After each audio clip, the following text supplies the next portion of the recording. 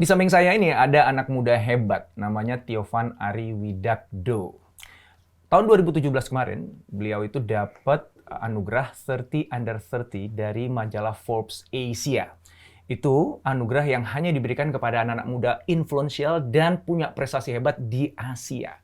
Nah, anak asli Wonosobo ini waktu kelas 2 SMA udah buat perusahaan teknologi. Kliennya siapa tebak? Nggak tanggung-tanggung. Telkom Indonesia, Kemenpora, dan bahkan Presiden Republik Indonesia. Pertanyaannya kok bisa? Gimana caranya? Kita harus belajar nih dari dia.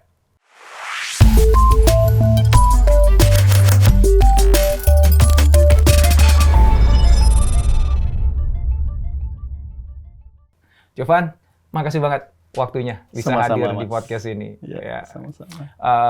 Aku punya banyak pertanyaan nih. Iya. Ya. Soalnya kalau ngomongin prestasi nih, Van, prestasi kamu tuh waktu pas kuliah aja ya, kan kamu masuk 5 besar kompetisi inovasi bidang teknologi di Stanford University. Iya. Wow. Terus kamu masuk ke dalam top 100 World Global Young Innovator. Betul ya? Dari Unodel di Silicon Valley. Iya, betul. Ya. Dan kamu magang ke Google. Pulang dari Google, langsung ditawari jadi Country Manager Dolphin Browser Indonesia. Anak mahasiswa itu tuh. Iya, Mas. Country Manager. Dan itu Country Manager termuda di dunia katanya. Iya, Masya seperti Allah. itu. Dan waktu pas skripsi, malah bikin perusahaan, Bahaso.com. Iya. Itu startup edutech yang kayaknya awal-awal di Indonesia ya. Iya, betul. Iya. Betul. Makanya wajar kalau tahun 2017 kamu dapat anugerah dari Kemenpora sebagai pemuda berprestasi tingkat internasional. Iya. Dan di tahun yang sama juga dapat Forbes Asia 30 Iya, Under 30. betul. Pertanyaanku yang paling mendasar dan ini paling penting nih, Mas Sofan. Iya. Jenengan tuh makannya apa? Ini serius pertanyaan tuh. Jenengan tuh makannya apa? Soalnya aku pengen anak-anakku tak kasih makan itu semua nanti. Aku juga mau makan itu. Ya, sama aja lah kayak orang banyak.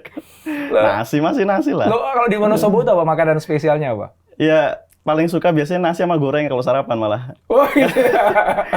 Ada tempe kemul kalau Wonosobo ya. Tempe terus warnanya kuning gitu kan. Oh, Ya, itu aja, biasa. jangan-jangan itu ya. Jadi protein yang ada dalam tempe kemul namanya Iya, ya. nah, sama nasi megono kan kalau nasi Iya. kan ada nasi dicampur sayur-sayur gitu lah. Nasi menggono Ya kan? biasa aja itu makanan orang desa lah. Wah, Masya Allah. Nah ini aku pengen gali nih ya. Kalau misalnya makanannya katanya biasa, pasti ada sesuatu yang luar biasa ya. Dan teman-teman semuanya nih saya sampai akhir karena kita kan kumpas tuntas nih ya. Gimana kok si anak Wonosobo ini akhirnya bisa main di tingkat dunia di usia yang sangat-sangat muda. Jauh mas, saya mau udah kelewat ya. Oke, kalau misalnya memang makanannya ternyata biasa aja, nah aku mau nanya nih kalau gitu, yang nggak biasa apa? Soalnya gini, kan kebanyakan anak-anak, ya, jangan kan sekolahnya di Wonosobo ya, Wonosobo, sempat ke ya. Magelang katanya ya. Iya. Magelang tuh waktu pas apa? TK, SD, SMP, terus Oh TK, SD, SMP itu malah di Magelang, Iya. SMA di Wonosobo. SMA di Wonosobo, betul. Baru kemudian ini ya, hijrah ke Jakarta ya, Iya, kuliah ya iya, di iya. BINUS ya. Oke, berarti kan awal-awal itu kan ada di Wonosobo ya, Iya, lahir di Wonosobo. lahir di Wonosobo. Dan itu kan masa-masa pembentukannya, Yes. gitu. Termasuk juga aku yakin pada saat kuliah juga di Jakarta itu juga punya pengaruh yang sangat besar itu, Iya, ya, sangat. yang menjadikan Tiovan menjadi Tiovan sekarang gitu. Pertanyaannya apa sih yang beda dari Tiovan dibandingkan kebanyakan anak-anak yang lain seusianya Tiovan? Baik waktu di Magelang, waktu di Wonosobo, atau bahkan di Jakarta ketika kuliah di BINUS. Apa ya, yang ini ya? Mungkin lebih ke ini ya, Mas. Saya tuh memang pengen selalu berkembang ya, basically. Jadi dari kecil tuh seneng nonton film-film ya, biasalah anak kecil ya. Nonton film-film yang sci-fi kayak gitu-gitu, terus Science fiction. iya, terus kemudian sering baca komik, buku dan sebagainya. Jadi Imajinasinya, ya kepancing itu lebih berarti. ke betul. Oke. Nah, betul itu memang dari SD itu suka menghayal lah intinya. Menghayal yang enggak lah gitu ya. Artinya enggak itu Yang artinya enggak-enggaknya dalam yang positif tapi kan. Artinya pengen begini, pengen begitu, pengen begini. Nah, terus itu mungkin hampir tiap hari saya ngayal tuh. Jadi mungkin dari situ terus kemudian karena saya pengen pengen bisa lebih baik dari dari orang lain ya saya selalu gimana caranya selalu belajar terus Apa yang saya bisa pelajari dan sebagainya. Ya waktu itu sih belajarnya random ya semua. Tapi memang suka baca buku juga. Suka baca buku, terus buku-bukunya ya waktu itu lumayan agak berat karena waktu SMP itu kebetulan di samping sekolah itu Perpusda itu Perpustakaan Umum Daerah. Yang kayak akses pintunya kita keluar kelas, sebelah kiri itu langsung pintu perpusdanya itu. Jadi yang di belakang itu connected gitu kan. Nah, di situ sering baca buku-buku mengenai komputer, terus baca buku mengenai biografi orang-orang yang berhasil kayak gitu, terus sama bisnis juga waktu itu baca buku-buku seperti itu. Baca buku bisnis. Buku bisnis, betul. Waktu itu. Karena setelah baca biografi itu jadi terinspirasi kan, terus ya udah coba baca buku-buku bisnis kayak gitu juga. Biografi yang mana yang paling berkesan untuk Tiovan? Dulu banyak sebetulnya. Jadi waktu awal-awal tuh tertarik biografi yang modelnya itu komik, dia penemu-penemu itu loh, ilmuwan kayak Newton, terus bentuknya komik ya. Saya pernah belikan itu kan saya kayak gitu-gitu dari situ. Terus kemudian mulai baca biografinya Bill Gates dan sebagainya. Itu juga kayak komik gitu. Ya. Aku punya tuh yang versi ada komik. Ada yang komik, terus ada yang versi ininya. Versi buku tebal begitu. Iya. Wah, sampean baca itu apa? Waktu pas SMP. Itu SMP. Wow. Memang waktu itu agak berat itu. Saya judulnya agak lupa, tapi itu salah satu buku yang membahas tentang Bill Gates juga ininya. Ya senang aja baca seperti itu gitu. Oke. Iya. Jadi tadi ada kepancing imajinasinya, ya. Iya, betul. Suka baca buku, kebetulan perpustakaan ada di sana gitu. Betul. Apalagi kira-kira? Kalau dari sisi aktivitasnya apa? Nanti aku pengen gali satu-satu tentang imajinasi, buku dan sebagainya. Karena aku yakin ini hal-hal yang kelihatan sepele gitu ya. Iya, betul. Tapi itu ternyata punya dampak besar bagi masa depan seorang anak kan ya. Betul, nah, betul. Selain dua itu apa lagi? Lebih sepertinya lebih itu sih. Jadi lebih pengen berkembang aja kayak saya tuh pengen punya. Saya tuh kalau udah punya tujuan tuh saya harus ke sana gitu arahnya gitu lah. Jadi lebih banyak ke situ karena dulu aksesnya cuma itu aja kan. Itu tuh maksudnya apa? Perpustakaan tadi itu? Atau? Iya, artinya akses belajar tuh cuma itu aja. Karena waktu itu kan internet kan belum kayak sekarang kan. Tahun berapa sih itu? Itu kurang lebih tahun 2004-an lah kurang lebih mungkin ya. Oh lumayan internet. Cuman di kampung kan belum ada. Iya. Nah ini menarik nih ya. Berarti tidak ada alasan bagi anak kampung untuk tidak jadi pemuda prestasi tingkat dunia nih. Iya. Belum sampai ke sana. Belum Kalau sampai. internet mah udah ada di Indonesia. Ya, ada, cuman belum sampai Wonosobo tempat kampungnya jenengan. Betul. Akhirnya informasinya didapat dari perpustakaan ya. Mostly dari sana, dari buku. Nah itu menarik ya. Pertama teman-teman semuanya nih berarti kan never underestimate the power of imagination. Satu ya. Dan imagination itu harus dipicu gitu. Iya. Ya kan? Dan pemicunya apa? Nah, itu yang ngaruh ya. Ya kalau teman-teman yang di teknologi pasti itu fan-nya Star Trek kayak gitu-gitu lah ya. Betul. Yang itu kan ada drama, ada action tapi juga base-nya kan science ya. Agak beda dengan Star Wars yang itu lebih pada storytelling-nya gitu kan, kisah tentang putri kerajaan dan sebagainya. Iya, benar. Oke, jadi kita agak sama nih hobinya nih. Dan buku tadi teman-teman, kenapa aku nanya buku biografinya apa gitu? Karena ya buku sumber ilmu ya jelas. Gitu. Tapi yang menarik adalah Mas Tiovan tadi bilang bukunya spesifik biografi. Iya, biografi. Karena sumber inspirasi terbesar itu kan justru datangnya dari orang-orang di masa lalu yang berhasil gitu. Iya, dan biasanya di biografi itu kan diceritakan prosesnya. Yang kayak nggak tiba-tiba jadi seperti itu. Jadi proses itu tuh kayak kita, prosesnya begini ya, ternyata nggak semudah itu, tantangannya banyak dan sebagainya. Dan kayak ngerasa, berarti manusia biasa juga. Kayak kita juga manusia biasa berarti kan. Artinya kita punya kesempatan juga bisa seperti itu gitu. Jadi lebih memahami dari sisi biografinya seperti itu. Itu jadi penting ya bagi kita untuk belajar dari orang-orang hebat yang pernah ada sesuai dengan bidang kita ya. Kalau misalnya kita sukanya sains ya orang hebat dalam bidang sains. Kita sukanya biologi gitu. Di politik gitu. Dan yang paling penting itu tadi ya, jangan lihat cuma di ujung belakangnya, tapi justru lihat prosesnya gitu. Kenapa? Karena kalau kita lihat hanya di ujung belakangnya aja, seringkali kita langsung ngerasa kayak, kok hebat banget ya, aku mah jauh. Iya, pasti begitu. Kayak jauh kan, kayak jauh banget gitu kan. Begitu pas kita lihat, ternyata dia dulu juga anak desa gitu misalnya. Dulu dia juga berjuang, dia juga nggak punya akses ke sini gitu. Ternyata ya nggak jauh beda lah dengan saya gitu. Dia bisa, kenapa aku nggak? Nah, itu luar biasa. Nah, menurut aku kan tadi dua ya, imajinasinya kepancing sehingga setiap hari imajinatif. Iya, Nah itu hampir setiap hari. Nah itu berimajinasi apa itu? Jadi kalau pas di kamar gitu kan, nggak ngapa-ngapain, terus biasanya itu, misal kayak apa kita habis baca buku kayak gitu, terus kayak sore atau malamnya itu sebelum tidur itu udah bayangin macam-macam gitu. Apa itu macam-macam itu misalnya? Ya jadi nanti apa namanya pengen jadi seperti ini, pengen seperti ini, harus begini, harusnya kayak bergerak aja imajinasi. Jadi berimajinasi tentang Tiovan di masa depan. Iya, seperti itu. Oh. Jadi kayak apa udah membayangkan wah ntar bisa seperti ini kayak gitu-gitu. Oke, selain itu apakah juga sorry teman-teman semua, aku agak bertele-tele di sini ya, Mas Tiovan ya. Kenapa? Karena yang kayak gini nih justru di cracking. Ya. Karena kebanyakan dari kita tuh kalau ngeliat story seseorang itu cuma ujung-ujungnya doang. Gitu. Iya. Padahal kalau kita bisa kupas lebih dalam lagi, oh ternyata tuh hal-hal yang kecil, yang sederhana, remeh-temeh, itu justru yang ketika itu dilakukan secara konsisten, itu ngebuat diri seseorang kan. Makanya aku nanyanya jadi agak detail ya. Aku penasaran nih, takutnya nanti gini nih, oh gitu ya Mas Tiovan, ternyata ahli imajinasi ya, berarti aku tak berimajinasi ya, tapi yang diimajinasi kan beda nanti. Iya. Nah itu jadinya beda nanti, nggak jadi Tiovan nanti. Oke, jadi ngebayangin, oh nanti aku akan buat ini. Di masa depan aku akan jadi seperti ini, aku akan melakukan seperti itu ya? Seperti itu. Seperti itu. Karena kalau itu yang dilakukan, itu memang ada teorinya kan? Iya, betul. Bahkan misalnya aku belajar tentang NLP ya, Neuro Linguistic Programming, itu juga diajarin gitu. Bahwa kita harus memvisualisasikan masa depan yang kita inginkan gitu. Iya, baru tahu ya akhir-akhir ini sebetulnya. Iya kan, ada ilmunya dulu kan? kayak nggak tahu ya, cuman berimajinasi aja. Lah iya gitu. Artinya itu bener dong. Ya kan, betul, itu kan bener itu kan? betul sekali. Itu betul. Jadi imajinasikanlah sebanyak mungkin masa depan kita yang positif yang kita ingin ciptakan. Yang positif, gitu, kan? betul. Kan orang kan bilang semesta mendukung lah, law of attractions lah, kayak gitu-gitu lah. Ya, itu kan datang. Sekarang, kan? Dan aku juga sama tuh. Maksudnya ketika aku inginkan sesuatu tuh aku bayangin dulu sampai tuh ngeresep banget, jadi pengen banget gitu ya.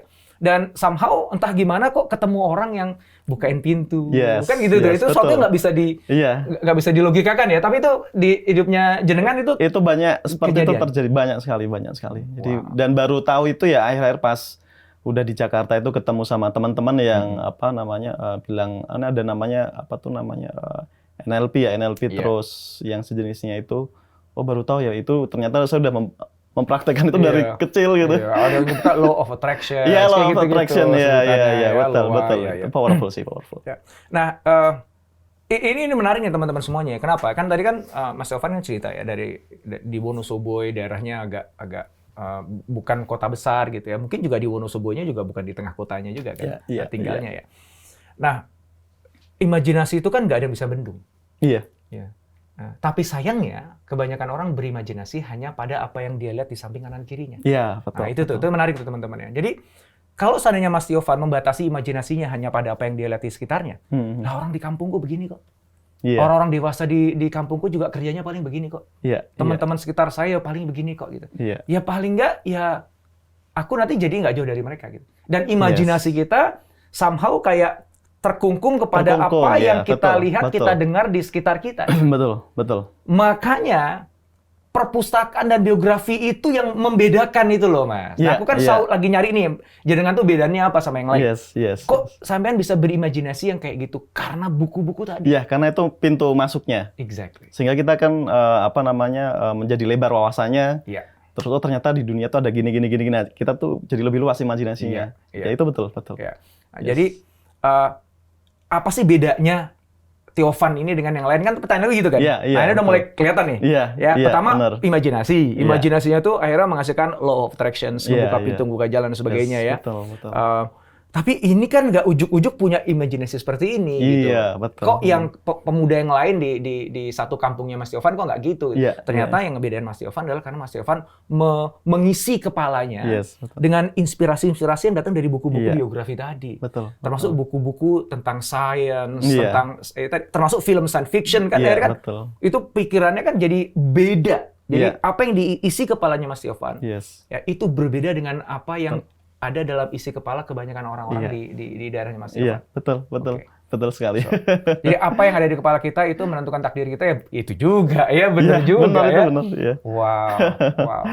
Tuh Van, teman-teman ini baru berapa menit nih langsung dapat hikmah nih ya. Masya Allah. Iya. Oke. Pertanyaan berikutnya gini. pastikan lingkungan juga berpengaruh. Iya. Gitu ya. Jadi kalau dari sisi aspeknya Mas Yofan sendiri ada keinginan untuk mau baca buku, belajar dan berimajinasi terus itu oke. Iya. Gitu. Tapi kadangkala lingkungan sekitar kita itu akhirnya bisa mengakselerasi kehebatan kita atau justru menghambat gitu ya. Iya. Nah, boleh nggak ceritain gitu ya? Baik waktu pas lagi di Magelang atau di Wonosobo atau bahkan setelah udah migrasi ke Jakarta gitu ya. Iya. Lingkungan Mas Yofan itu seperti apa gitu supaya kita kebayang dan gimana Mas merespon itu. Kalau lingkungan sebenarnya standar ya, lingkungan di di daerah lah seperti itu gitu, dengan segala fasilitas yang mungkin terbatas. Terus lingkungan pertemanan juga ya biasa aja seperti itu gitu kan. Tapi memang saya ini cenderung orang yang melihat sebuah misal kayak di sekolah lingkungan pertemanan gitu.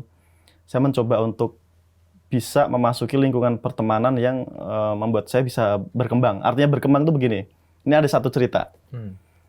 Jadi saya ketika sekolah itu, saya tuh introvert. Jadi sulit untuk ngobrol dengan orang lain. Jadi introvert. Dan itu saya sadari sebagai kelemahan saya. Yang ternyata tuh keunggulan loh. Iya, tapi kan? waktu itu memang kalau sampean ekstrovert, sampean nggak punya imajinasi yang kayak gitu, nggak akan kunci diri di perpustakaan, toh? Mungkin. Oke, lanjut. Nah, tapi kemudian karena saya melihat waktu itu saya tuh pengen juga bisa berteman terus dengan banyak orang, bisa berkomunikasi dan sebagainya gitu. Nah, karena saya melihat itu jadi salah satu ini juga gimana ya artinya biar bisa berkomunikasi dengan orang dengan baik, lebih baik lagi dan sebagainya gitu kan. Nah, saya masih ingat jadi waktu SMA saya mencoba untuk berteman dengan orang-orang yang kayak apa ya, kalau di sekolah tuh kayak ininya lah yang populer. Ya populer, terus yang ininya gaul dan kayak gitu-gitunya lah, yang nakal-nakalnya gitu lah. Oh malah ada nakal-nakal ya biasa. Belajar jadi anak nakal gitu maksudnya? Bukan, artinya yang lebih ekstrovert ya, ekstrovert kayak gitu. Jadi lebih gaul ya? Iya lebih gaul lah. Saya mencoba ke masuk ke dalam lingkungan itu. Saya masuk dengan tujuan agar saya bisa mudah bergaul seperti mereka. Nah, saya artinya memanfaatkan lingkungan sekitar itu untuk biar saya juga bisa berkembang walaupun mungkin saya dengan cara seperti itu, dan itu saya lakukan dan alhamdulillah berhasil gitu. Jadi setelah saya berteman dengan mereka, terus kemudian lambat laun saya juga mulai bisa berinteraksi, bergaul dengan orang dengan lebih baik dan sebagainya gitu. Nah, mungkin kalau tadi pertanyaannya terkait lingkungan ya saya biasanya seperti itu. Jadi mungkin saya kekurangan di mana, saya mencoba menggunakan lingkungan sekitar saya untuk saya berkembang. Saya lebih melihat ke sana. Jadi nggak saya terkungkung. Misal biasanya kan gini, anak introvert biasanya kumpulnya sesama introvert biasanya. Nah kalau saya lebih, karena saya udah seperti ini, saya harus menyeimbangkan, saya harus punya harus bisa bergaul dengan baik. Nah saya masuk ke orang-orang yang memang mereka dalam pergaulan itu baik seperti itu gitu. Jadi saya masuk ke sana. Jadi biar saya juga ikut bisa berinteraksi dengan orang lain, bersosial seperti itulah. Nah itu, jadi saya memanfaatkan lingkungan seperti itu. Nah ini menarik lagi nih, dapat lagi gua nih satu. Kebanyakan kita tuh kan kita didikte oleh lingkungan kita, kita dibentuk oleh lingkungan kita. Itu kan bahasanya kan seringkali kan gitu kan. Betul. Tapi kita nggak sadar bahwa sebenarnya kita bisa mencari lingkungan yang tepat yang bisa membuat kita berkembang. Jadi bukannya kita pasif, ya tadi itu ya kan aku introvert gitu, aku mau ngomong sama orang aja udah bingung mau ngomong apa, kagok, aku lebih suka sendiri di perpustakaan gitu. Dan betul. Memang betul, biasanya akhirnya ya lingkungan sekitar kita yang akan mirip-mirip dengan kita. Gitu, Tapi ketika Mas Yofan berpikir bahwa aku nggak bisa nih kayak gini nih, gitu. Ya aku untuk supaya imajinasiku bisa terwujud, ya aku harus belajar sesuatu yang aku nggak miliki. Dan caranya gimana? Ya aku cari lingkungan yang bisa membantu saya membentuk diri saya jadi seperti yang saya inginkan. Betul. Nah, jadi Mas Yofan tuh mencari lingkungan. Gitu. Nah, jadi teman-teman semuanya lihat lingkungan kita sekarang, gitu ya. Be aware, harus sadar dulu gitu. Sadar. Ya, sejauh mana lingkungan itu akan membantu kita atau membawa kita kepada impian atau imajinasi yang kita ingin wujudkan itu kan. Kalau misalnya ternyata enggak nih, ya cari dong lingkungan yang tepat gitu. Nah, ini highlight besar ya, dan aku yakin hal-hal yang kelihatan tadi sederhana tadi ya, imajinasi, terus baca buku biografi, kemudian ada cari lingkungan yang tepat. Itu kan sesuatu yang semua orang bisa lakukan. Gitu kan. Tapi ternyata nggak semua orang lakukan. Iya. Dan itu yang kemudian ngebedain besar nih antara Tiovan dengan kebanyakan yang lain. Iya, Gitu. betul. Aku yakin sih Tiovan ini pasti anak cerdas. Kalau nggak cerdas nggak mungkin. Tapi kecerdasan doang, aku yakin nggak akan bisa Iya, bawa kamu nggak. sampai posisi Yes, sekarang. karena lebih banyak yang pintar dari saya sebetulnya. Enggak, saya biasa aja lah, tapi yang lebih pintar banyak. Iya. Cuman Nah, tadi pengen berkembangnya itu mungkin beda. Oke. Beda nggak sih antara Magelang, Wonosobo, dan Jakarta? Bedanya ada di mana? Dalam konteks lingkungan ya? Kalau Magelang sama Wonosobo relatif hampir sama lah ya, karena di daerah gitu ya. Kalau Jakarta memang ya sangat kayak beda banget sih. Jadi waktu pindah ke Jakarta itu memang ketemu lingkungan yang lebih menantang lagi nih gitu. Karena waktu masih di kampung itu kan biasanya ya kehidupan seperti itu aja gitu kan. Tapi ketika Seperti itu aja kayak gimana nih? Bagi orang kota mungkin nggak kebayang ya. Seperti itu aja kayak gimana? maksudnya gini, pace-nya itu slow. Jadi ya kayak fasilitas juga cuma itu, pertemanan juga ketemunya itu lagi gitu kan. Tapi ketika pindah ke Jakarta itu kayak lebih banyak orang dengan berbagai macam background, terus kemudian pace-nya itu cepat, terus banyak fasilitas dan sebagainya. Nah, itulah kemudian kita kayak memasuki dari playground yang kecil ke playground yang besar dan kita berenang secara bebas di situ. Dengan orang-orang yang beraneka ragam gitu ya? Iya, itu yang Dengan kemudian mainannya yang beda-beda yang nggak pernah dilihat sebelumnya gitu ya? Iya, benar. Dan itu menurut saya menjadi menarik karena saya menyukai sesuatu yang baru, menantang seperti itu ya. Jadi ketika saya masuk ke lingkungan yang totally beda kayak pas pindah ke Jakarta, jadi saya bisa belajar banyak hal kayak gitu, ketemu orang-orang yang berbeda-beda, terus belajar dari mereka semua gitu. Jadi ya beda banget sih ininya, secara lingkungannya beda banget. Apakah artinya teman-teman yang ada di daerah itu untuk supaya bisa berkembang gitu ya, harus keluar dulu dari desanya, hidup di kota besar? Ya, tentu saja kemudian harapannya dia akan kembali ke desanya atau dia untuk membesarkan desanya gitu ya. Tapi proses merantau itu, apakah itu menurut Tiovan ya menjadi hal yang mutlak? Mungkin sebetulnya kalau sekarang ya, era sekarang itu karena internet juga sudah semakin kemana-mana, bahkan di kampung saya yang dulu nggak ada internet, sekarang orang-orang desa udah bisa internetan gitu ya. Itu relatif sebetulnya sekarang mereka bisa belajar dari sumber yang luar biasa besar lewat internet. Itu yang nggak saya dapetin dulu ya. Ya dulu internetan tapi ya gitulah masih mahal gitu ya. Nah, tapi kalau merantau sendiri menurut saya mungkin lebih ngelihat ke dunia luar sih, dunia luar di luar wilayah dia sih. Mungkin bisa melalui traveling atau mungkin merantau juga oke. Itu untuk agar mereka itu menyadar diri. Apa sih yang membedakan antara kita dengan yang lain, tempat ini dengan yang lain dan sebagainya. Karena ketika kembali baru di situ pikiran itu jadi lebih terbuka. Itu yang saya alami seperti itu. Jadi ketika awal saya pindah, terus kemudian saya pulang lagi itu kayak oh ya ternyata beda ya gitu ya. Ngelihat kita kembali ke situ tuh kayak lebih kacamatanya beda gitu.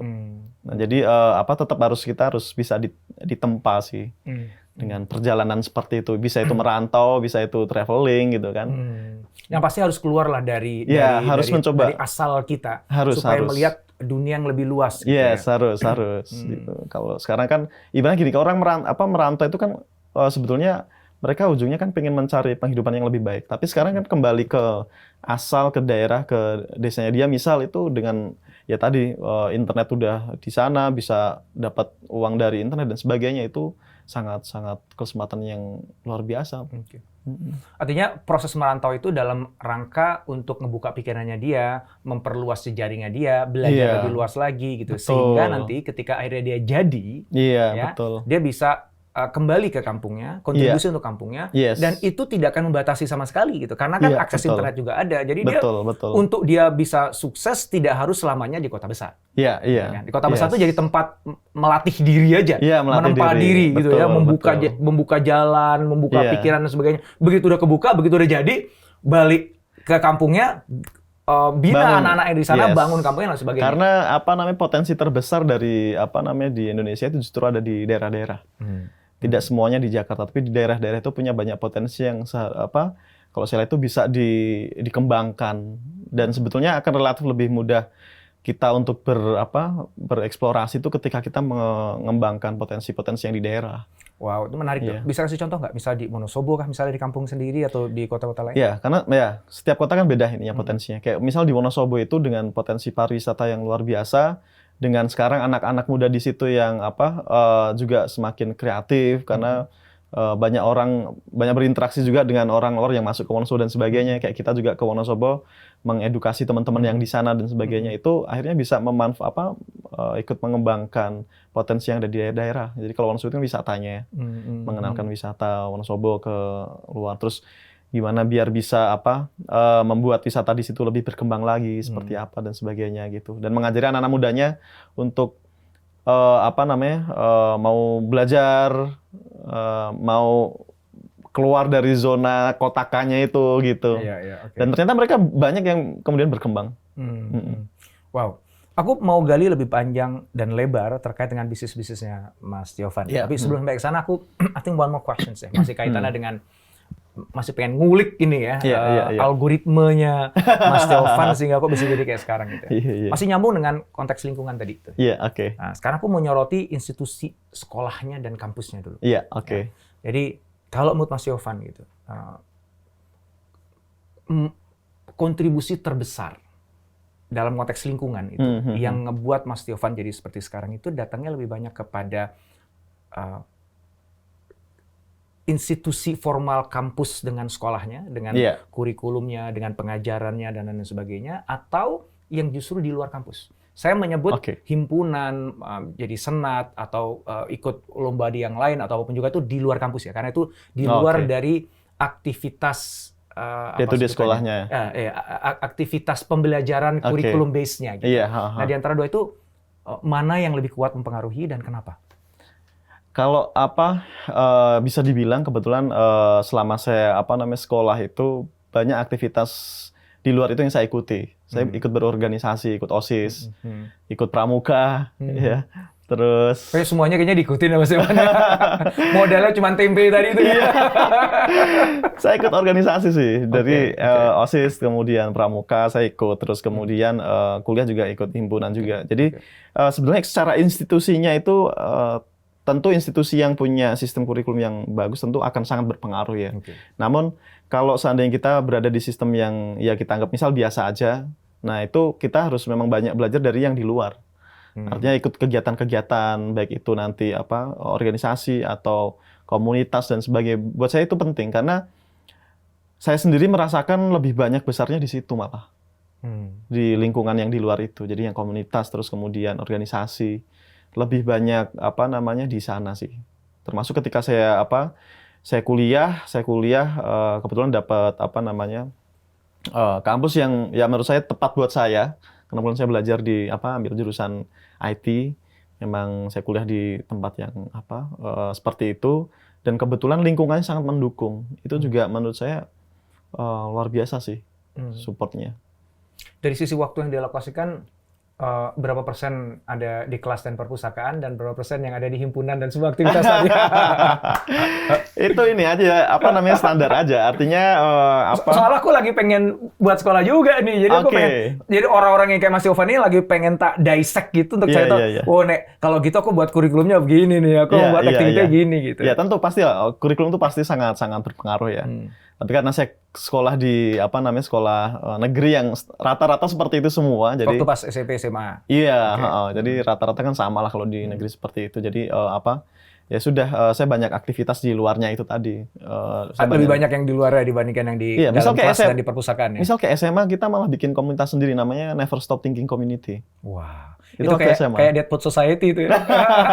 Jadi kita kumpulin teman-teman yang senang dengan ilmu pengetahuan, senang senang belajar gitu lah. Itu bukan ekskul ya? Jadi bukan ekskul, itu benar-benar aktivitas yang totally di luar sekolah. Inisiatifnya. Iya, bahkan anggotanya itu kayak kita pas waktu SMA, termasuk ada adik-adik kita yang SMP itu juga join di situ. Jadi kita ketemu setiap hari Kamis, terus bahas. Yang dibahas tuh macam-macam. Zaman dulu belum ada podcast. Jadi podcastnya ya di situ itu ngobrol langsung. Kita nanti saling sharing, manggil satu orang yang dia bisa kita suruh sharing gitu-gitu kan. Nah terus kita berinteraksi di situ, saling tanya jawab. Dan relatif apa yang kita bahas waktu itu sih sangat menarik ya, karena bahasanya tuh apa ya, macam-macam, mulai dari teknologi, science, teknologi, bahkan sampai ke politik juga waktu itu. Jadi akhirnya kita ke feeding apa ilmu Ini ya. di Wonosobo? Wonosobo, namanya Never Stop Thinking Community. Keren. Kita bikin itu dulu. Jangan mau kalah sama Wonosobo ya. Never Stop Thinking Community. Wow. Oke. Ya, aku sih setuju sih ya. Karena kan Mas Taufan jadi seperti ini kan karena ada karakter yang kebangun, mentalitas yang kebangun, pemikiran yang terbangun. Kadang-kadang itu akan terjadi ketika kita membenturkan diri kita dengan realitas di lapangan justru. Iya. Kita ketemu dengan banyak orang, kita ikut himpunan, buat komunitas itu kan pasti kan ada konflik yang tercipta gitu ya. Kita ketemu orang yang sama sekali kita nggak kebayang sebelumnya gitu. Dan dari proses itulah ya experience yang berakumulasi tadi itu. Yang kemudian akhirnya menjadikan Mas Taufan seperti sekarang gitu. Dan aku yakin juga imajinasi yang dimiliki sejak kecil tadi, yang itu juga dipicu oleh buku-buku biografi itu menjadikan track gitu. Karena betul. gini juga, nggak semua orang yang aktif di himpunan atau di OSIS atau akhirnya jadi gitu. Kan? Kenapa? Karena mungkin begini, kan kita dapat banyak pengalaman nih. Pengalaman itu kan menghasilkan kan informasi-informasi dan insight-insight. Tapi itu bertebaran, Mas. Gitu. Nah, kalau Mas Taufan ini aku ngeliat gini, sejak awal tuh udah kebayang aku nanti pengen begini nih. Walaupun mungkin nggak jelas begininya tuh nggak bener-bener konkret kayak gimana ya. Tapi inilah area yang aku pengen hadir, aku pengen hidup di sini gitu. Yang itu kepancing dari buku-buku biografi yang dibaca. Sehingga ketika berimajinasi, bayangin pokoknya Taufan ke depan tuh kayak gini lah, pengen kayak gini. Begitu Mas Taufan akhirnya ikut OSIS, ikut himpunan, ngebuat komunitas tadi, ketemu dengan banyak orang, konflik, itu semua itu pengalaman yang berserakan tadi, yang sporadik tadi, oleh Mas itu akhirnya dirangkai ke dalam track yang Mas Taufan udah bangun sejak awal. Betul, gitu. Dari kerangka tadi, berimajinasi tadi. Exactly. Jadi ketika kita melakukan aktivitas, mengikuti kelompok-kelompok, komunitas dan sebagainya, itu ke dalam kerangka imajinasi tadi. Betul. Jadi pemilihan komunitasnya, aktivitas himpunannya, apapun juga itu dalam rangka ke satu track itu kan? Betul. Bahkan ketika Mas akhirnya melakukan sesuatu yang nggak ada hubungan sama tracknya, ya misalnya kan pasti kan gitu kan, kita diajak teman di sini nggak apa-apa gitu. Tapi pengalaman-pengalaman itu akhirnya Mas tarik kembali ke sini gitu. Betul, itu gitu. Betul. Nah, itu betul kan yang ngebedain antara pengetahuan dan informasi. Gitu. Benar. Ya kan? Kalau pengetahuan itu kan cuma titik, nggak ada sambungannya. Informasi itu tersambung. Dari tersambung itu nanti jadi insight, jadi hikmah gitu. Tapi hikmah itu agak panjang kita dapat gitu. Benar.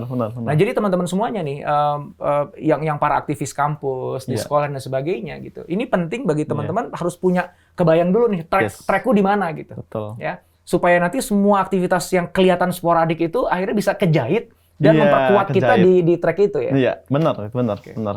Keywordnya itu. Wow.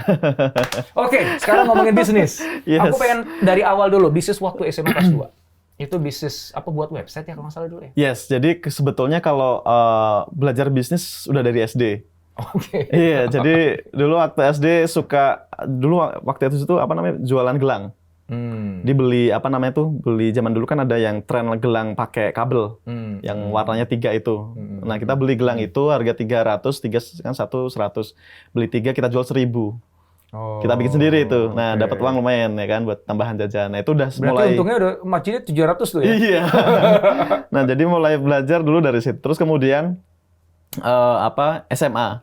SMA kelas 1 itu bikin kalau zaman sekarang startup ya, tapi zaman itu kan belum ada istilah itu. Itu kita bikin platform media online. Namanya SMA kelas 1. Ya, namanya ewonosobo.com waktu itu. Jadi seperti berarti udah ada internet dong di sana dong. Zaman SMA sudah. Cuman kan waktu itu masih di warnet dan mahal. Nah, terus bikin itu. Terus kemudian pokoknya formatnya itu kayak news gitulah untuk mengcover informasi di kota itu. Nah, lalu setelah itu kelas 2 baru bikin yang tadi, yang software house-nya. Nama Femobo. Iya, bikin software house-nya. Itu software house ya? Itu kelas 2. Membuat website atau membuat aplikasi? Dari buat website sama software waktu itu. Itu belajarnya dari mana itu? Kan SMA-nya kan, sekolahnya kan nggak diajarin itu? Nggak diajarin, otodidak. Wow. Nah, belajarnya dari buku plus kalau ini tambahan internet. Dari internet juga. Wah. Kalau nggak salah, Anda itu dapat kepercayaan dari membuat platform reporting and coordination system ya. oleh presiden zaman Presiden SBY ya. Yes, itu tapi itu dari situ kah? Enggak, itu udah kuliah. Tapi bukan Udah dari kuliah. perusahaan itu. Dari perusahaan itu, tapi pas saya sudah kuliah kalau itu, Iya. pas sudah di Berarti Jakarta. kan dari perusahaan yang otodidak tadi waktu kelas 2 Iya, betul. SMA, akhirnya pas lagi kuliah, perusahaan yang sama, Perusahaan sama. dapat proyek dari SBY ya, Iya, dari dari presiden, pemerintah lah, waktu pemerintah. zaman pemerintahan SBY. Iya, waktu itu. Untuk ngebuat reporting system Iya. untuk pemerintahan. Iya, waktu itu. Jadi memang background historinya ketika masih SMA itu, kelas 2 itu saya banyak berinteraksi dengan government. Jadi selain klien saya itu swasta, kebetulan di Wonosobo saat itu belum ada perusahaan software house. Jadi waktu saya bikin itu yang pertama. Nah, kebetulan kemudian diberdayakan oleh pemerintah setempat, Kabupaten Wonosobo, dan akhirnya saya bantu di situ. Di mengembangkan platform-platform software, website dan sebagainya. Terus sampai kemudian yang tadinya saya sendirian, kemudian akhirnya punya tim. Kan saya tadinya sendirian tuh, nggak ada tim sama sekali. Akhirnya dapat uang, terus bisa punya tim, terus kemudian bisa nabung. Akhirnya saya pakai uangnya untuk kuliah ke Jakarta. Kuliah ke Jakarta kan juga pakai dana sendiri. Terus kemudian sampai Jakarta, semakin ketemu banyak orang, terus banyak sekali tawaran untuk ngerjain project ini gitu kan. Itu masih perusahaan sama apa? Sama, masih sama, betul. Sampai kemudian dapat kepercayaan untuk buat project yang dipakai oleh presiden saat itu. Kok bisa ya anak kuliah? Iya. Yang perusahaannya juga dibuat pada saat kelas 2 SMA. Iya. Gitu ya. Kok bisa dapat kepercayaan dari pemerintah gitu? Sementara kan pasti kan yang mengajukan tender kan banyak gitu ya. Yes. Itu apa sih gitu? Bagi aku kayak mukjizat sih. Cuman itu tuh reasoningnya gimana? Kok sampean mungkin pacaran sama anaknya presiden apa gitu? Di skill dong, kok bisa sih dapetin proyek pemerintah? Gua aja susah dapetin. Ya karena mungkin portofolio ya. Jadi portofolio dan mungkin selama ini juga banyak klien juga puas dengan apa yang kita kerjakan, dan selain dari segi pricing, terus kemudian kualitasnya juga bersaing, mungkin itu jadi satu nilai plus. Artinya murni profesional itu ya? Sangat profesional. Jadi benar-benar ikutan pitching gitu, dan akhirnya terpilih. Mereka tahu bahwa ini yang buatnya anak mahasiswa gitu? Yes, tahu. Jadi kalau pas ketika awal pindah ke sini malah lebih banyak kan pasif. Pasif itu artinya malah banyak tawaran datang ke kita. Termasuk yang presiden itu juga sebenarnya tawaran datang ke kita gitu. Oh. Karena mungkin tadi ngelihat dari portofolio terus dan sebagainya gitu. Nah, terus dari situlah kemudian juga mungkin lihat ini ada anak kecil juga nih gitu mungkin kan begini mungkin penasaran kali ya. Penasaran juga mungkin ada faktor itunya juga. Kok ternyata bagus gitu. Nah, itu. Tapi yang jelas pasti dilihat dari portofolionya sih. Wow. Iya. Wow. Nah, itu teman-teman insight lagi ya. Jadi muda itu nggak jadi alasan sebenarnya. Nggak jadi alasan, ya kan? Betul. Yang penting selama mau niat belajar, mau sungguh-sungguh gitu ya, buktikan karya nyatanya. Iya, gitu betul. Anak Wonosobo, buat PT-nya di Wonosobo gitu. Iya, kelas 2 SMA, betul. kuliah pakai duit dari usaha itu. Iya. Terus tengah kuliah tiba-tiba dipanggil oleh pemerintah untuk ngebuatin sistem itu kan. Yes. Aku ngebayangin biasanya ngebuat sistem itu pasti perusahaan IT global itu. Iya. Ini dipasrahkan kepada anak mahasiswa. Iya. Wow. Oke, Bahaso. Yeah, Bahaso itu kan waktu pas kuliah berarti ya? Waktu pas kuliah di Jakarta udah ya? Pas kuliah, betul. Waktu pas skripsi katanya, sambil skripsi, betul, makanya skripsinya lama kali buatnya ya. Sudah dapat pendanaan 500.000 USD. Yes. Dari mana tuh pendanaan? Lokal sih. Dari company atau company investors? Lokal. Dari company lokal gitu ya. Sampai sekarang masih Iya, join masih. Oke. Kemudian sekarang kan juga buat edutech baru ya. Namanya apa? Edumo. Edumo itu beda dengan Bahaso ya? Beda ya. Jadi sebenarnya Bahaso itu ketika saya setelah waktu itu kan sempat selain jalan bisnis, saya sempat pas dapat tawaran country manager itu. Bisnis yang mana itu? Yang software house itu. Oke. Terus ketika kuliah saya dapat tawaran country manager. Jadi country manager Dolphin Browser Indonesia. Betul. Nah di sana waktu itu saya kurang lebih 1,5 tahun ngembangin itu di Indonesia. Oh berarti itu menjabat sebagai country manager 1,5 tahun? Kurang lebih 1,5 tahun, iya. Berbarengan dengan bisnisnya yang software house tadi? Yang software house betul, itu jalan bareng. Terus saya pas dapat tawaran itu, saya lihat, saya juga pengen belajar lebih. Karena saya suka tadi kan, challenge baru. Agar saya lebih paham lagi, bisnis global itu seperti apa. Menjalankan. Ini kan bisnisnya kan, sebenarnya ini bukan punya saya. Ini Yang perusahaan dari Dolphin. yang Dolphin Ya, kan dari US dari kan. US. Nah, saya dipercaya untuk ngerjain di Indonesia. Ya udah saya ambil terus kemudian saya kembangin di Indonesia kurang lebih 1,5 tahun. Waktu itu kompetitornya waktu itu Opera kan. Ya, Jadi ya. kami kompetisi dengan Opera. Tapi alhamdulillah waktu itu kami berhasil dari user base yang waktu itu masih kurang lebih 600-an ribu itu jadi kurang lebih jadi 7 juta dalam waktu 1,5 tahun. Terus, nah setelah itu baru kemudian saya 2014 pertengahan itu udah mulai masuk skripsi. Nah, memang dari awal saya tuh udah kepikiran, ini saya suatu saat nanti kalau skripsi, saya pengen skripsi yang menjadi sesuatu. Saya nggak mau skripsi yang cuman kemudian ditaruh di perpustakaan, nggak jadi apa-apa. Nah, itu saya nggak mau, karena kan ada waktu 1 semester lumayan kan untuk membuat skripsi dan bisa menjadi sesuatu. Nah, saya udah seperti itu waktu itu mikirnya. Nah, akhirnya ide Bahaso itulah yang kemudian saya pakai untuk skripsi. Kenapa? Karena itu ya dari saya sendiri memang mengalami struggling ketika belajar bahasa Inggris waktu itu gitu. Dan saya rasa banyak yang mengalami hal yang sama. Terus kemudian saya melihat dari opportunity-nya di Indonesia sangat besar, karena kalau nggak besar nggak mungkin bimbel-bimbel itu selalu rame gitu kan. Nah, saya ngelihat itu aja simple dan belum ada inovasinya di situ industrinya waktu itu. Nah, kemudian saya pakailah ide itu untuk skripsi 2014 itu pertengahan. Terus kemudian Januari itu sidang skripsi, dan sidang skripsi yang ya saya presentasikan Bahaso itu waktu itu. Tapi perusahaannya udah berdiri dulu 5 Januarinya. Jadi 5 Januari 2015 saya udah bikin perusahaannya secara resmi legal. Kemudian 2 minggu setelahnya baru sidang skripsi.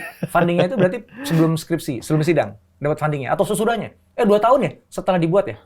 Waktu itu udah mulai dapat funding. Yes, udah mulai dapat waktu itu. Terus ya udah itu saya sidang. Terus setelah itu udah saya jadikan beneran platformnya. Ini kalau Indonesia banyak anak muda mahasiswa yang kayak gini nih, aman lah negara kita nih saudara ya. Wah, itu menarik banget ya, karena this is exactly yang aku ngebayangin. Jadi tentang bagaimana sih education itu harusnya berjalan ya. Jadi ketika misalnya education 4 tahun itu adalah persiapan untuk mereka masuk dunia kerja atau persiapan untuk mereka buka usaha. Kelamaan ya sih? Kan jenengan kan nggak perlu nunggu sampai lulus sebelum punya karya toh. Bahkan nggak perlu nunggu kuliah sebelum punya PT, punya perusahaan yang akhirnya dipercaya Presiden SBY gitu. Begitu kuliah nggak nunggu lagi sampai nanti lulus, sampai akhirnya udah jadi country manager Dolphin Browser Indonesia. Sudah punya perusahaan Bahaso yang kemudian itu jadi skripsi dan itu kemudian dapat funding gitu. Itu memvalidasi apa yang saya bayangkan dan saya inginkan terhadap proses pengembangan, pembinaan dan pendidikan anak-anak bangsa gitu. Ternyata bisa gitu. Kan selama ini kan logikanya kan nggak begitu. Logikanya kan anak itu dididik dulu, diajar dulu, dibina dulu, disiapin nih. Nanti begitu dianggap lulus dengan ada toga digeser, maka kamu siap punya karya gitu kan. Kan begitu kan. Ini sampai itu kan meluluh lantakkan paradigma itu tuh. Gitu. Kenapa harus begitu? Nggak harus begitu. Benar. Justru yang paling bagus itu adalah ya kalau bikin perusahaan pas lagi sekolah. Kenapa? Kalaupun gagal, kenapa juga anak sekolah? Benar. Itu benar sekali. Iya kan? Betul kan? Betul. Oke. Saya jadi tambah semangat ini. Oke, aku gini. Dolphin Browser Indonesia. Itu kan perusahaan asing dari Amerika. Itu kan bukannya CEC kan. Lawannya Opera. Gitu. Benar. Kok mau memperkerjakan mahasiswa gitu loh? Aku bingung. Itu pertanyaan ditanya banyak orang. Lagi ya? Dan kok boleh gitu? Iya. Bukannya harus lulus itu gimana tuh? Coba. Jadi sepulang saya dari Amerika itu, nah ketika di Amerika saya berinteraksi dengan banyak orang. Selama saya di sana, selama di sana saya berjejaring dengan banyak orang gitu. Nah terus kemudian ketika saya kembali ke Indonesia itu, dari jejaring saya yang di sana itu mungkin alasan pastinya saya nggak tahu kenapa kemudian saya yang dipilih. Namun mungkin ya balik tadi, mungkin saya ada pengalaman tadi ya untuk ngembangin bisnis. Pengalaman itu jadi mungkin dipercaya untuk ngembangin Dolphin di Indonesia seperti itu. Jadi jenengan nggak ngelamar? Nggak sama sekali. Tapi langsung ada penunjukan? Iya, langsung dan penunjukan. Dan itu datangnya dari waktu pas kenalan saat di US? Iya, betul. Dari jejaring di sana. Jadi waktu itu ya kemudian mereka datang ke Indonesia lah intinya waktu itu untuk kemudian saya diajak ketemu terus langsung udah di situ. Oh, jadi dia datang ke Indonesia? Khusus Datang ke nemuin sampean? Yes, betul. Serius? Serius. Karena waktu itu mereka mau lihat market. Ini memalukan kita semua ini. Kita semuanya jadi malu. Orang US datang ke Jakarta. Ke Jakarta waktu itu ya? Iya, ke Jakarta. Nemuin sampean hanya untuk minta, bersediakah Mas Tiovan menjadi country manager kami? Wah, mantap. Tuh, anak muda ya. Jangan mau kalah sama Tiovan. Gua malu di sekarang ini. Yalah, belajar. Masya Allah. Saya bingung mau nanya apa lagi dia. Ini waktu juga akhirnya ngebatasin Mas ya. Saya yakin banyak banget insight yang aku udah dapetin tadi ya. Dan take away yang paling besar teman-teman semuanya adalah sejak muda kita harus penuhin diri kita ya dengan hal-hal yang bisa menginspirasi kita tentang kita mau jadi apa sih di masa yang datang. Menurut saya, visi sih. Menurut saya sih visi ya. Okay. Visi itu yang paling penting. Jadi kita nanti akan jadi seperti apa itu kan sebenarnya visi kan. Iya. Dan itu waktu itu zaman dari SMP udah punya gitu. Iya, saya udah dari SMP udah kalau bisa dibilang sekarang itu visi lah itu ya. Sudah dari situ. Visi yang dimaksud tuh kayak gimana? Karena sebagian orang tuh kan berpikir visi itu kayak apa ya? Suatu yang apa ya? Udah nggak kebayang lah, apalagi anak SMP gitu ya. Orang udah lulus kuliah aja pasti kagak tahu visinya apa. Nah gitu, iya kan, itu banyak saya temuin. Itu ya, supaya kebayang lah ya kalau anak SMP punya visi gitu. Anakku kan ada yang SMP, ada yang SMA, ada yang kuliah gitu ya. Misal aku pengen, ayo nak kamu punya visi dong gitu kan. Ya visi itu apa gitu kan. Iya benar. Gimana kalau Tiovan ngejelasin yang dimaksud dengan visi bahwa anak-anak kita harus punya Karena visi. ya gini, visi itu kan sebetulnya bayangan kita yang kita itu ingin menjadi seperti apa di masa depan. Nah, itulah yang dulu saya sering imajinasikan. Jadi ketika saya tadi mengikuti kegiatan atau melakukan sesuatu, itu selalu akan nyambung dengan itu tadi. Kemudian menjahit tadi itu kan, menjahit itu tadi. Nah, itu selalu ujungnya akan ke sana. Dan itu sampai hari ini visinya juga sama seperti itu gitu loh. Wow. Visinya apa tuh kan? Lebih ke kita itu nanti di ujung pengen jadi orang yang bisa memberikan manfaat yang besar untuk masyarakat dengan kiprah yang mungkin saya jalani sekarang gitu. Kalau itu kan semua orang kan ngomong hal yang sama kan. Nah itu kan harus spesifik kan. Betul, spesifiknya itu adalah dalam track-nya adalah teknologi informasi kah? Atau track-nya software gitu? Iya, lebih ke mungkin pendidikan juga sih. Oh iya, karena EduTech ya udah. Ya, saya juga kebetulan banguninnya juga di situ kan. Sampai detik ini juga company yang sekian itu juga. Nah itu tuh, jadi visi itu nggak memerlukan kita tahu benar-benar persis exactly kayak apa di masa akan datang. Karena kan ya gimana mungkin seorang yang waktu itu di Magelang, punya visi langsung spesifik itu kan mungkin agak susah. Tapi paling nggak tahu bahwa aku ingin jadi orang besar, hebat, yang penuh manfaat dalam bidang ini. Dalam bidang teknologi, informasi, yang kira-kira nanti ada softwarenya lah.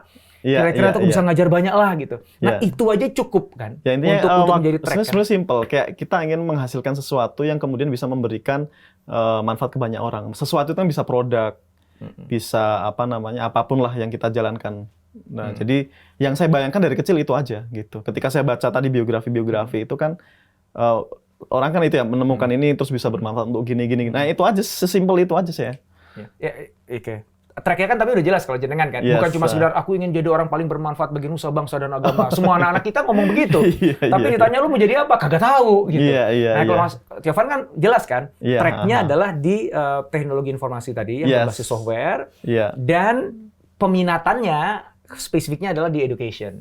Betul. Jadi paling nggak dari awal tuh kita pancing anak-anak kita supaya ke sana ya. Iya, benar.